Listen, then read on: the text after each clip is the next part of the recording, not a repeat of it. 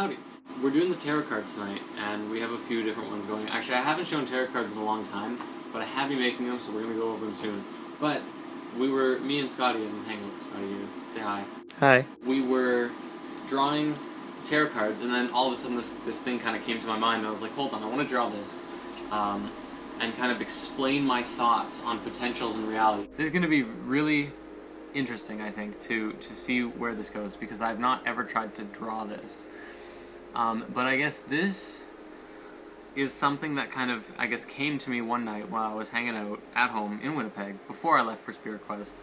But it was like such a crazy kind of thought. And then just earlier tonight, I kind of, explained it to a friend of mine on like Facebook.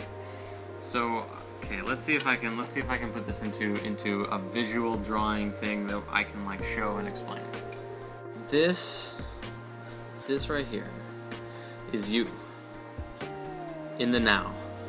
Think of everything like, I almost want to say a torus, because it is, but it's infinite. So let's say just like a flowing DNA strand. Yes, actually, I like that. So like that and like that. So this is you in the now. These are your potentials, and this is, memories. No, experiences. Now, time doesn't exist. So there is no such thing as time. There's only the present. What is in the present and what you're pulling into the present. So you as a being are constantly emanating, it's like your aura, your who you are in your own life and in the reality that you're experiencing. As you live, you go about your day, you set intentions. You're creating your reality as you go. So it's like, what does that mean?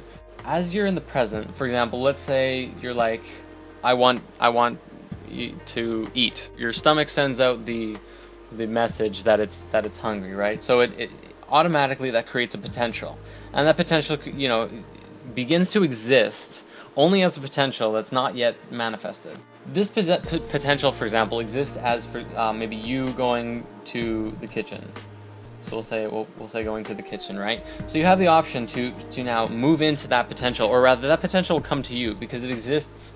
We would call it 10 seconds away, or 5 minutes away, or 10 minutes away, or my lunch break away, So it begins to exist. Now, I guess that's where kind of time plays in, because we measure the time that goes by in terms of like a seconds rather than experientially. Basically, this is going to start moving towards you. As it moves towards you, it's going to begin creating things along the realities that you've already began creating. So let's say you have, you're in the bathroom, but you're working on a project, and this is this potential that you're currently experiencing, and you're still going into it, which means that you're going to have to break from that reality to move into another one, and then come back into this one.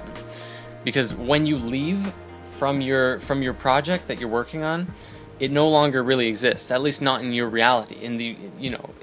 For someone who's still up there, they're still experiencing it, but you're not really experiencing it anymore, unless you're still aware of it.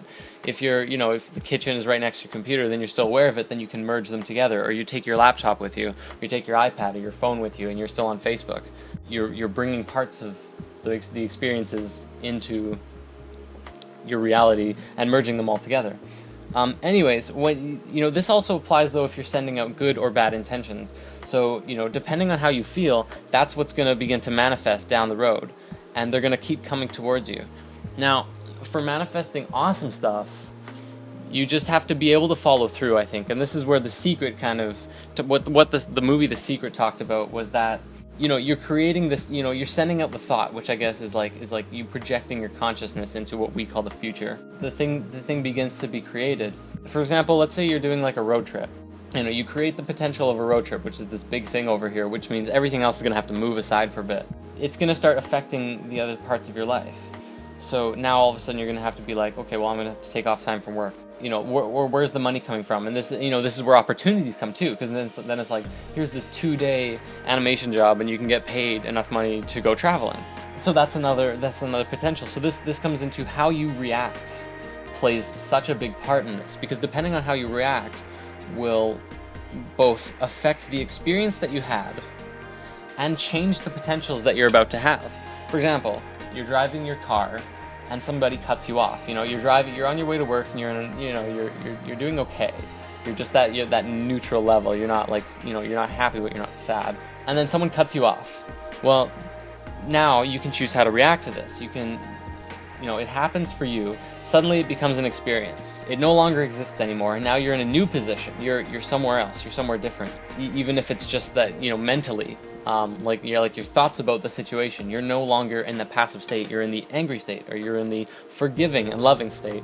And I think it's important to try and facilitate the forgiving and loving and being grateful, because those are the most powerful.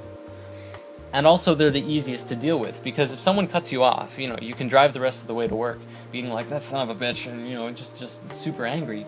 Or you can just choose to let go and go about your day and still have an awesome day.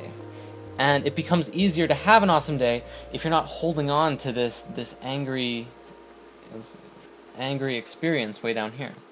I feel like I could do this actually with like Patchman stuff on spirit science. Maybe I'll do that at one point. Anyways, that's my thoughts on reality that you're experiencing and how to change the experiences that you've had and manifest some new ones that you want to have. Because you can do anything.